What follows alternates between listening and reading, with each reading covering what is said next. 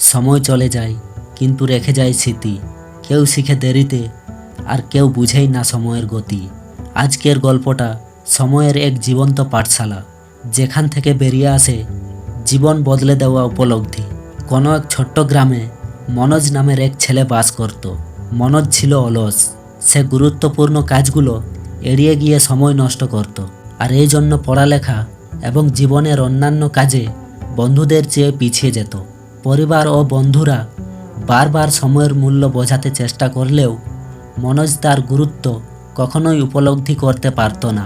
একদিন উজ্জ্বল রোদ মাখা সকালে মিস্টার আলতাফ নামের এক জ্ঞানী বৃদ্ধ গ্রামে আগমন করলেন।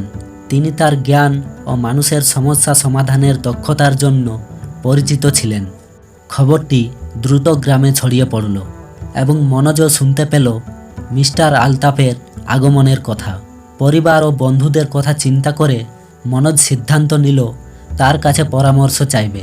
যদিও সে মনোজকে এমন কিছু দেয় যা দিয়ে পরিবারের মন জয় করা যায় এবং বন্ধুদের চেয়েও এগিয়ে যেতে পারে। একদিন সে দেখতে পেল একটি বিশাল বট গাছের নিচে মিস্টার আলতাফ বসে রেস্ট করছে। মনোজ গিয়ে পৌঁছালো সেই বট গাছের নিচে যেখানে মিস্টার আলতাফ বসেছিলেন। বিনয়ের সঙ্গে মনোজ বলল, স্যার, আমি শুনেছি আপনি অনেক জ্ঞানী।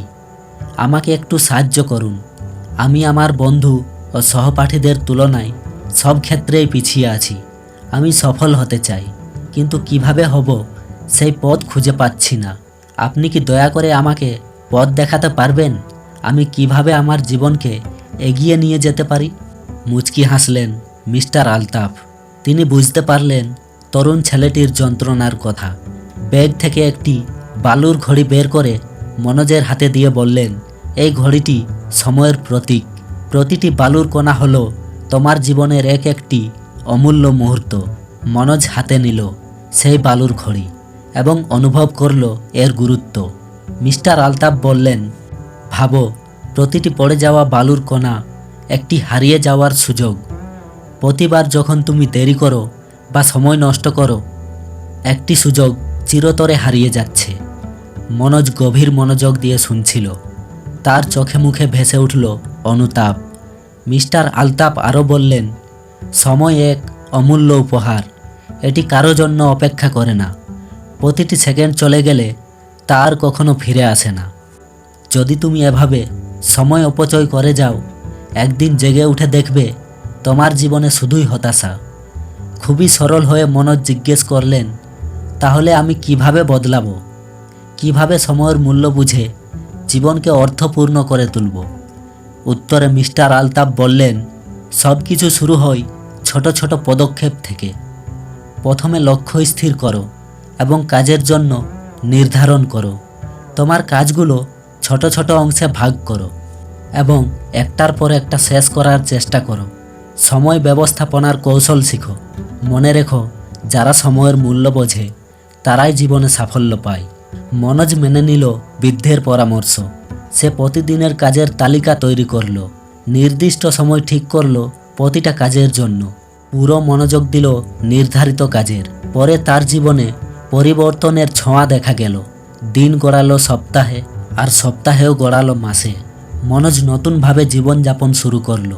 যেসব কাজ সে বছরের পর বছর ফেলে রেখেছিল, সেগুলো শেষ করে ফেলল নির্দিষ্ট সময়ের মধ্যেই। নিজের স্বপ্ন পূরণের পথে এগিয়ে গেল। আবিষ্কার করল নিজের অজানা প্রতিভা। গ্রামের মানুষ মুগ্ধ হয়ে তাকিয়ে দেখল এই অসাধারণ পরিবর্তন।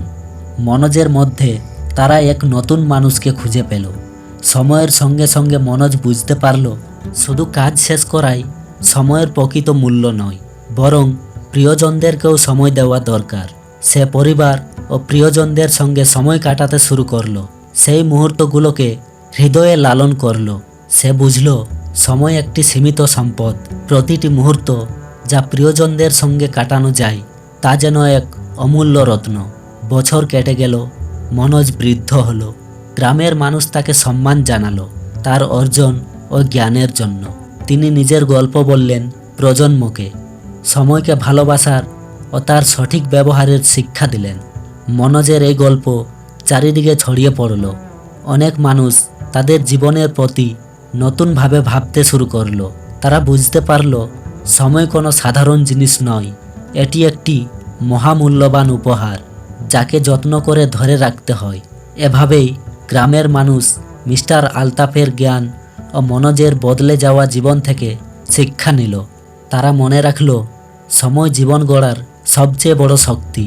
আজ সময়কে অবহেলা করলে আগামীকাল সময় আমাদের অবহেলা করবে। তাই চলুন এখন থেকেই সময়কে ভালোবাসি, কারণ সময়ই আমাদের জীবনের সবচেয়ে বড় শিক্ষক। আরও এমন মোটিভেশনাল ভিডিও পেতে চ্যানেলটি সাবস্ক্রাইব করুন।